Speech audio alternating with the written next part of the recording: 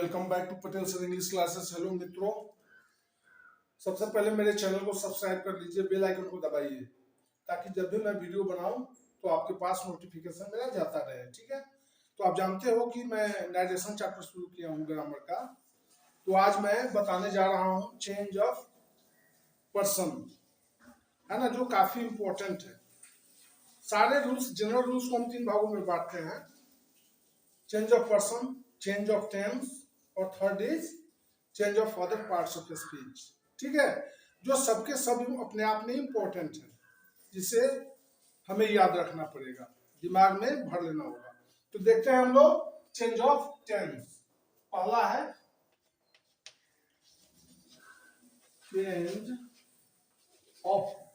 Change of person. एक number में है चेंज ऑफ पर्सन।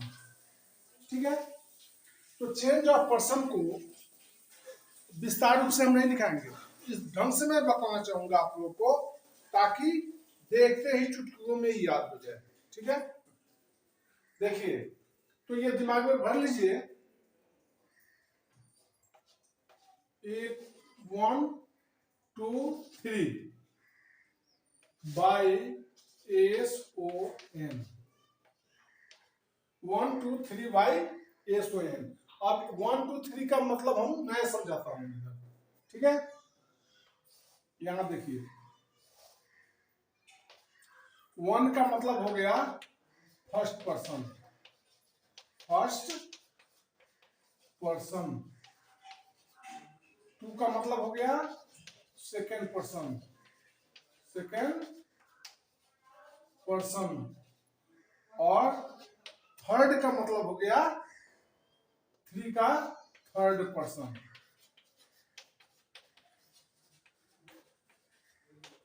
ठीक है, अब बाई यहां हम दे देते हैं, जैसे यहां बाई है। अब इसको देखते हैं। एस का मतलब हो गया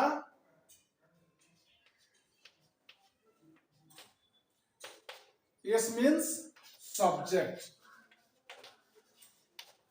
एस मीन्स सब्जेक्ट और O means object.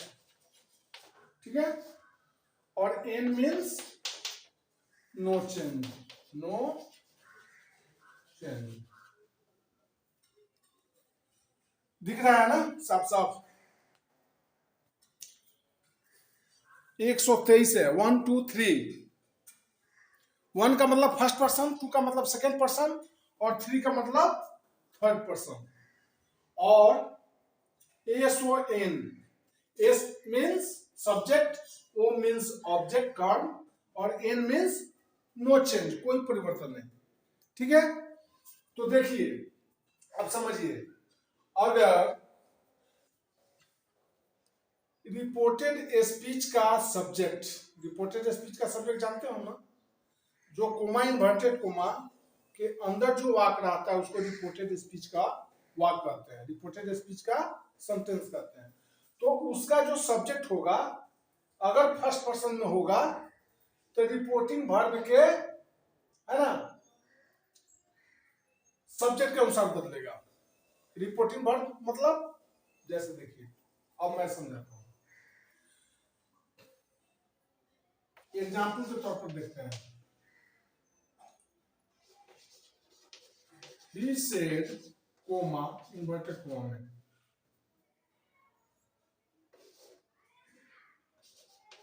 I am going to Delhi। इस वाक्य को पहले समझिए।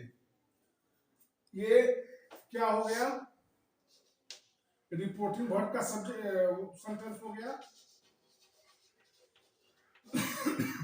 रिपोर्टिंग वर्ब का सेंटेंस हो गया। और ये जो वाक्य हुआ पूरा, है ना, ये रिपोर्टेड स्पीच का सेंटेंस हो गया, रिपोर्टेड स्पीच। समझ गए? कोमा इन्वर्टेड कोमा से पहले एक वाक्य है जिसको हम रिपोर्टिंग वर्ब का सेंटेंस कहेंगे, और कोमा इन्वर्टेड कोमा में एक सेंटेंस है, जैसे I am going to Delhi, तो इस सेंटेंस को हम रिपोर्टेड स्पीच का सेंटेंस कहेंगे, ठीक है। रिपोर्टेड स्पीच का सेंटेंस। अब देखिए, तो जब भी हम टेंस, जब ये डायरेक्ट स्पीच का सेंटेंस हो गया, प्रत्यक्ष कथन हो गया, और जब भी इसे इनडायरेक्ट स्पीच में मैं चेंज करूंगा तो क्या हो जाएगा, पहले चेंज करके मैं बताता हूं। He said, he said, comma, देखिए यहां ऑब्जेक्ट अगर रहता उसके बाद कोमा होता, अगर ऑब्जेक्ट, कोई भी object, he said to me, he said to you, he said to them, he said to Mohan, he said to रेखा, जो भी अगर ऑब्जेक्ट होता तो यहां मैं said नहीं लिखता, क्या लिखता, told। ऑब्जेक्ट रहने पर रिपोर्टिंग वर्ब के सेंटेंस में कोई ऑब्जेक्ट हो तो है ना, रिपोर्टिंग वर्ब जो है वह से टेल में बदल जाएगा, से टेल्स में बदलेगा और सेड टोल्ड में बदलेगा।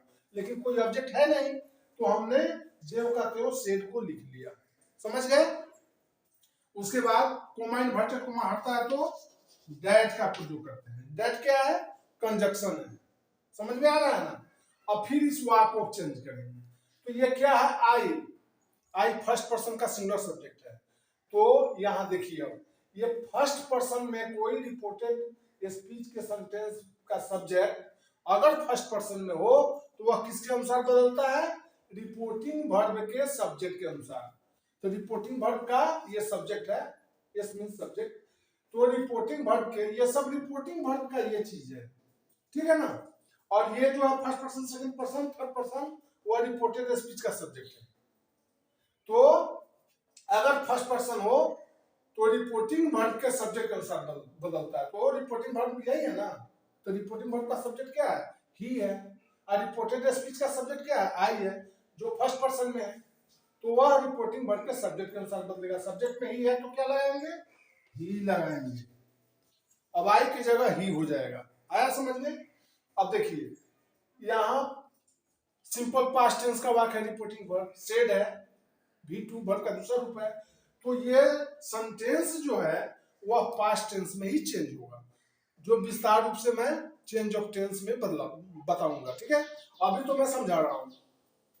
तो ही अब एम की जगह वाज हो जाएगा, ही के लिए वाज रहेगा, है ना। गोइंग टू दिल्ली,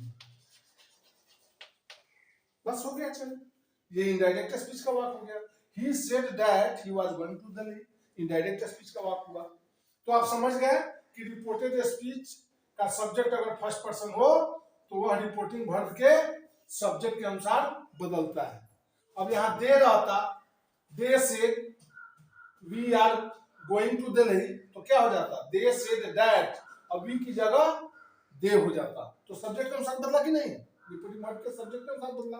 अब देखिए, अब कह रहा है अगर सेकेंड पर्सन हो, यहां यू, सेकेंड पर्सन यू हो, आई की जगह यू होता, जैसे देखिए, he said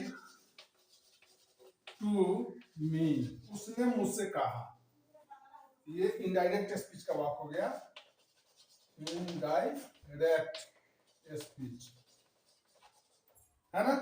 और ये हो गया कोमा इन्वर्टेड कोमा में डायरेक्ट स्पीच का वाक्य हो गया। तो he said to me, coma inverted coma में, he said to me, अब कोई भी बात, I am going to Delhi, ठीक है, ये डायरेक्ट स्पीच का वाक्य हो गया, डायरेक्ट स्पीच।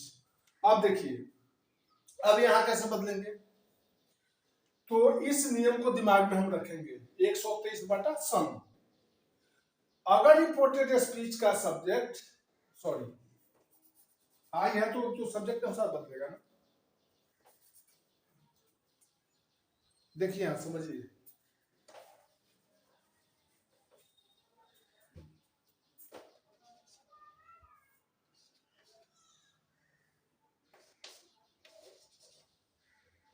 यू आर, देखिए sentence, he said to me, उसने मुझसे कहा, comma inverted comma, you are going to Delhi, तुम दिल्ली जा रहे हो या आप दिल्ली जा रहे हैं, ठीक है।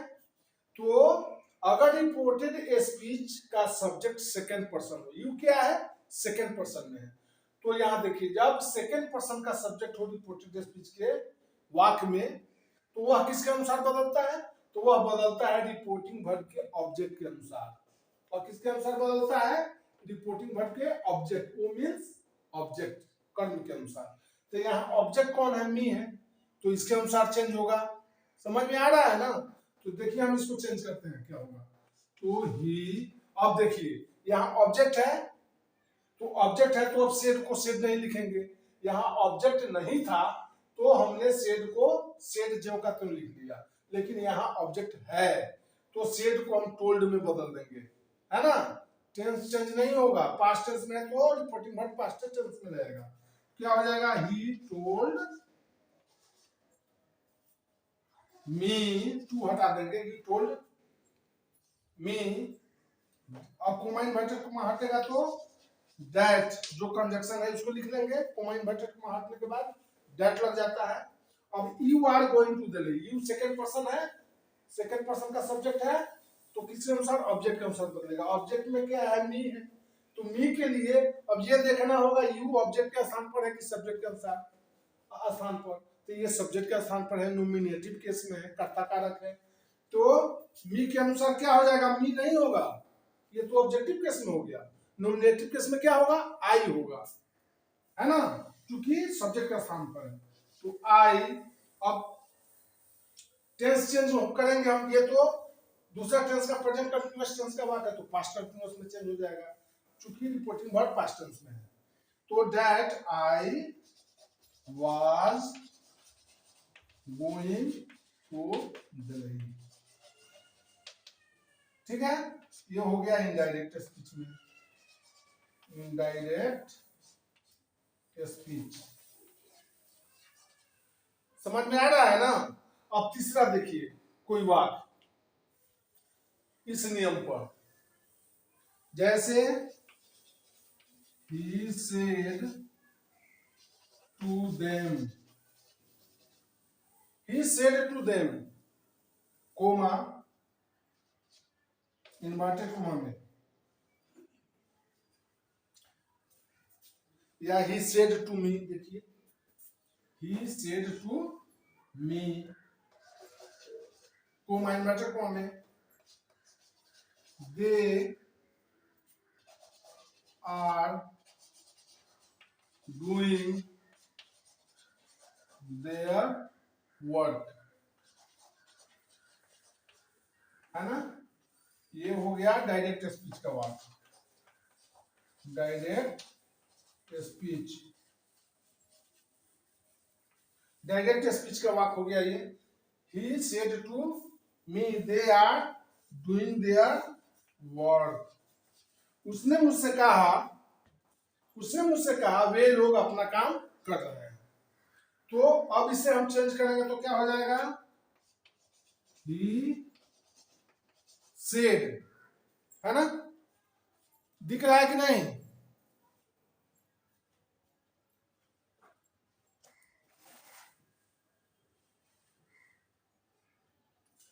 दिख रहा है। He said to me they are doing their work, तो यहां देखिए, तो ही सेड ऑब्जेक्ट है, तो हम इसको सेड को टोल्ड में बदल देंगे, है ना, ही टोल्ड मी। अब कोमा इन्वर्टेड कोमा हटेगा तो दैट का प्रयोग करेंगे। दैट क्या है, एक कंजक्शन है जो शब्दों या वाक्यों को जोड़ने का काम करता है। तो ही टोल्ड मी दैट, अब देखिए दे थर्ड पर्सन का है, अगर थर्ड पर्सन का सब्जेक्ट रिपोर्टेड स्पीच का सब्जेक्ट हो तो उसमें कोई परिवर्तन नहीं होगा, यानी ज्यों का त्यों लिखा जाएगा, सब्जेक्ट ज्यों का त्यों रह जाएगा, कोई चेंज नहीं होगा, नो चेंज। थर्ड पर्सन अगर रिपोर्टेड स्पीच का सब्जेक्ट थर्ड पर्सन में हो, है ना, थर्ड पर्सन में हो तो क्या है, नो चेंज, कोई परिवर्तन नहीं, ज्यों यानी सब्जेक्ट ज्यों का त्यों रह जाएगा। क्या हो जाएगा, दे, अब तक टेंस चेंज होगा ही, क्योंकि रिपोर्टिंग वर्ब पास्ट टेंस में है, तो क्या होगा, प्रेजेंट कंटीन्यूअस है तो पास्ट कंटीन्यूअस में हो जाएगा। दे वेयर डूइंग देयर वर्क। ये इनडायरेक्ट स्पीच का वाक्य हो गया, इनडायरेक्ट स्पीच। समझ में आ रहा है ना? अब समझ गए कि रिपोर्टेड स्पीच का सब्जेक्ट अगर फर्स्ट पर्सन में हो तो वह रिपोर्टिंग वर्ब के सब्जेक्ट के अनुसार बदलता है ना? ये बदलेगा फर्स्ट पर्सन रिपोर्टिंग वर्ब के सब्जेक्ट के अनुसार, सेकेंड पर्सन बदलेगा रिपोर्टिंग वर्ब के ऑब्जेक्ट के अनुसार, वो मींस ऑब्जेक्ट, और थर्ड पर्सन रिपोर्टेड स्पीच का सब्जेक्ट अगर थर्ड पर्सन में हो, जैसे यहाँ है थर्ड पर्सन में, तो नो चेंज, कोई परिवर्तन नहीं, यानी जो भी रहेगा थर्ड पर्सन का सब्जेक्ट जो का त्यों रह जाएगा। इतना तो समझ गए आप लोग? अब मैं मिटा दूं इससे, फिर आगे बताता हूं।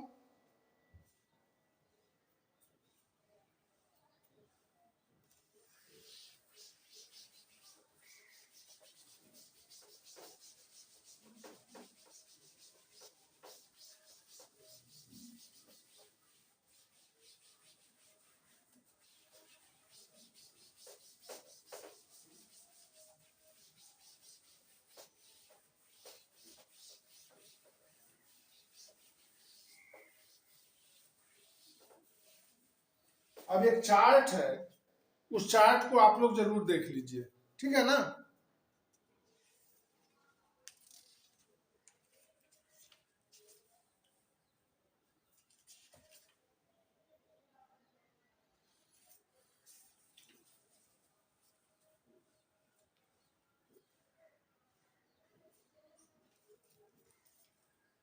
Person chart, chart of person, chart of person.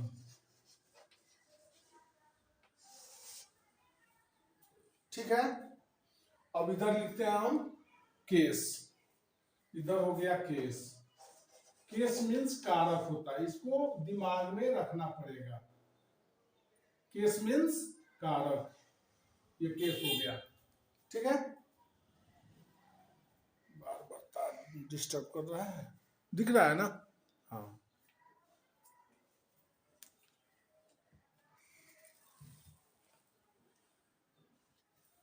अब देखिए, अब नीचे हम लिखते हैं फर्स्ट पर्सन,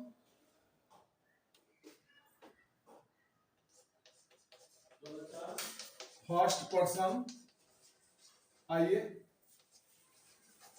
यहां है सेकेंड पर्सन, सेकेंड पर्सन, और यहां है थर्ड पर्सन, थर्ड पर्सन। माई, ठीक है ना? तो देखिए, अब हर पर्सन का सिंगुलर प्लूरल होता है, तो यहां हो गया सिंगुलर नंबर, ये हो गया आपको सिंगुलर नंबर, सिंगुलर, ये हो गया प्लूरल। उसी तरह से ये हो गया सिंगुलर, ये हो गया प्लूरल। उसी तरह से ये हो गया एक सिंगुलर, ये हो गया प्लूरल, ठीक है?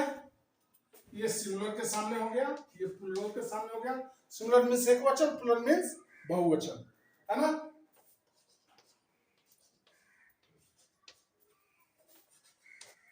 अब देखिए, ये केस है, केस मीन्स कारक होता है, ठीक है ना?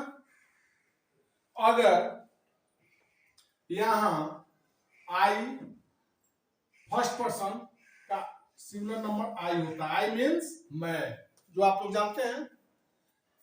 इसका प्लूरल होता है वी, वी मीन्स हम लोग। देखिए, सेकेंड पर्सन का सिंगुलर और प्लूरल के रूप में यू का ही प्रयोग करते हैं, पहले दाऊ का प्रयोग होता था, है ना?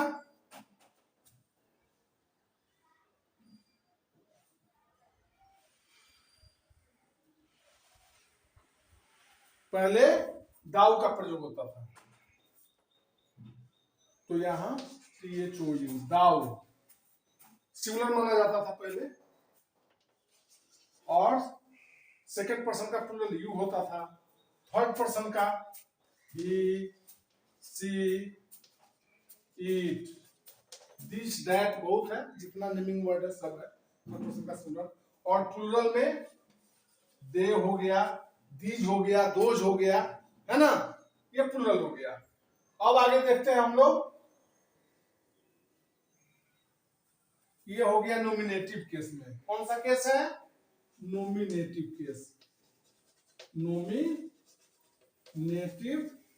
केस, केस भी तीन होते हैं, नोमिनेटिव केस, ऑब्जेक्टिव केस, और थर्ड इज पोसेसिव केस।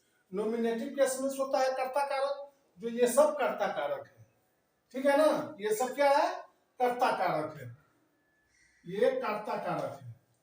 अब इसके बाद देखिए ऑब्जेक्टिव केस। ऑब्जेक्टिव केस कर्म कारक, कर्म कारक, ठीक है, ये हो गया कर्ता कारक।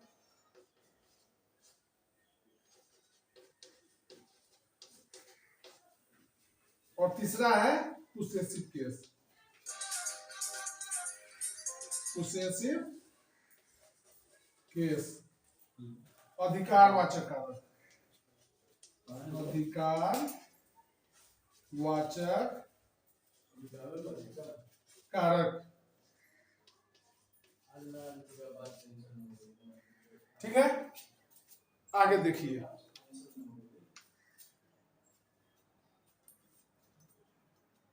अब ऑब्जेक्टिव केस में, यहां देखिए, यहां है ऑब्जेक्टिव केस में आई का, है ना, मी होता है। क्या होता है? मी माने मुझे या मुझको, ये ऑब्जेक्टिव केस में हो गया। वी जो नोमिनेटिव केस है, इसका ऑब्जेक्टिव केस क्या होगा? वी का अस, अस माने हमें या हमको, है ना। अब यहां आया दाउ। अब तो दाउ का प्रयोग अब नहीं होता, पहले होता था,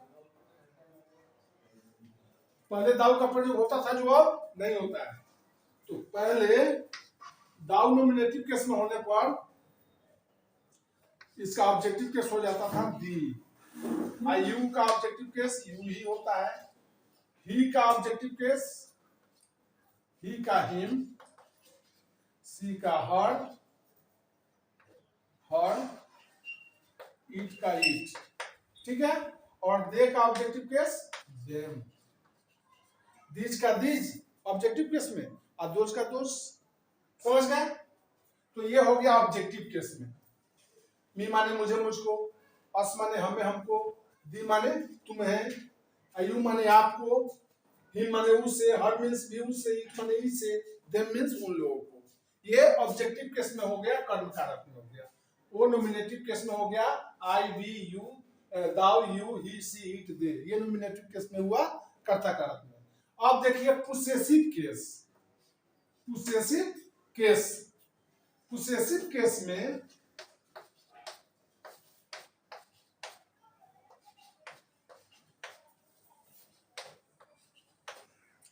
पोसेसिव केस में अधिकारवाचक कारक में मी है तो माइन हो जाएगा, है ना। इसके बाद कोई ऑब्जेक्ट नहीं आता है। अस है तो अस का क्या हो जाएगा पोसेसिव केस में? आवर, OURS, आवर्स, इसका क्या होगा? आवर्स होगा पोसेसिव केस में, है ना।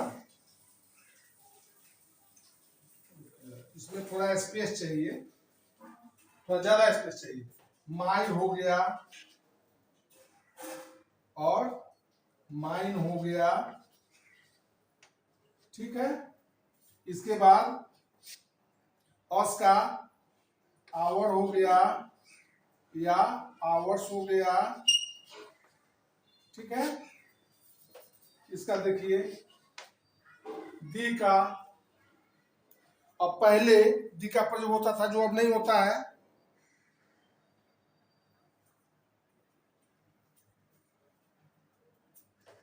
दे या दाइन, THINE, दाइन, ठीक है ना। अब इसका देखिए यू का यूए होगा, हिम का हीज, इसका पोसेसिव एडजेक्टिव नहीं होता, ये सब पोसेसिव प्रोनाउन है। हर का हॉर्स होता है, ईट का ईट ही होगा, और देम का देम ही होगा, देयर्स, देम का देयर्स, THEIRS, देयर्स, जिसका प्रयोग हम लास्ट में करते हैं। जैसे दिस पेन इज माइन, यह कलम मेरी है। दिस पेन्स आर आवर्स, ये सारी कलमें हमारी है। नहीं, दैट पेन इज दाइन, वह कलम तुम्हारी है। अब तो इसका प्रयोग नहीं होता है, जो ओल्ड इंग्लिश में हुआ करता था। अब तो सबके साथ यू का ही प्रयोग होता है, चाहे सिंगुलर हो या प्लूरल, तो यही लागू होता है। यू का यहाँ योर्स होगा, YOURS, योर्स, है ना। ये पोसेसिव प्रोनाउन या पोसेसिव प्रोनाउन योर, और possessive adjective yours. Possessive pronoun your और पोसेसिव एडजेक्टिव योर्स, स्पेस की कमी है। YOUR, योर्स, YOURS, योर्स, इस लग जाएगा। जैसे दिस इज योर पेन, अब दिस पेन इज योर्स, तो ये पोसेसिव प्रोनाउन हो गया, ये पोसेसिव एडजेक्टिव हो गया, ठीक है। इसका ही का पोसेसिव प्रोनाउन हीज होता है, पोसेसिव एडजेक्टिव नहीं होता है। उसी तरह से अब चूंकि डबल एस लगाएंगे तो हिस माने फुफकारना हो जाएगा, जो सांप की आवाज है, ठीक है ना। क्राइज ऑफ स्नेक हो जाएगा डबल एस लगाने को। उसी तरह हर का हर या हर्स, ये दोनों होता है, हर या हर्स। हर हो जाएगा, स्पेस की कमी है, हर हो जाएगा पोसेसिव प्रोनाउन, हर्स हो जाएगा पोसेसिव एडजेक्टिव, ठीक है। इट का इट्स, और देयर का देयर और देयर्स दोनों होता है, देयर या देयर्स, THEIRS, देयर्स। ये पोसेसिव प्रोनाउन हो गया, पोसेसिव एडजेक्टिव हो गया। इसके बाद कोई ना कोई नाउन आता है, इसके बाद कोई नाउन नहीं आता है। अब ध्यान में रखना है, माई के बाद कोई ना कोई नाउन आता है, बट माइन के बाद कोई ना कोई नाउन नहीं आता है। आवर के बाद कोई नाउन आएगा, और आवर्स के बाद कोई नाउन नहीं आएगा। इसीलिए माई, आवर, ठीक है ना, दे के बाद कोई नाउन नहीं आता है, या योर हो गया, या यहां देखिए हर या हर्स, हर या हर्स दोनों होता है। इस हर या hers, HERS, its, their, theirs. अब देखिए यहां दिमाग में भर लीजिए, माई, आवर, योर या दाई, हर, हिज, इट्स, है ना। ये सब क्या है, पोसेसिव प्रोनाउन है, जिसके बाद कोई ना कोई नाउन आता है। पोसेसिव केस के दो भेद होते हैं, पोसेसिव प्रोनाउन और पोसेसिव एडजेक्टिव। तो पोसेसिव प्रोनाउन के बाद कोई ना कोई नाउन आता है, बट पोसेसिव एडजेक्टिव के बाद कोई नाउन नहीं आता है। तो यहाँ पोसेसिव प्रोनाउन हो गया माई, यावर, ठीक है ना, thy, they, your, his, her, its, their, ये सब पोसेसिव प्रोनाउन है, जिसके बाद कोई ना कोई नाउन आएगा। लेकिन माइन, यहां देखिए माइन, आवर्स, दाइन, योर्स, हर्स, है ना, इट्स, इट्स, ये दोनों है पोसेसिव एडजेक्टिव, पोसेसिव प्रोनाउन दोनों है। और देयर्स, ये क्या है, पोसेसिव एडजेक्टिव्स हैं, जिसके बाद कोई नाउन नहीं आता है ना। जैसे दिस पेन्स आर देयर्स, ये सारी कलमें उन लोगों की है ना। दीज हाउसेस आर आवर्स, ये सारे घर हमारे हैं, हम लोगों के हैं। तो लास्ट में इसका प्रयोग होता है इस वर्ड का, कोई नाउन नहीं आता है, तो यह पोसेसिव एडजेक्टिव हो गया।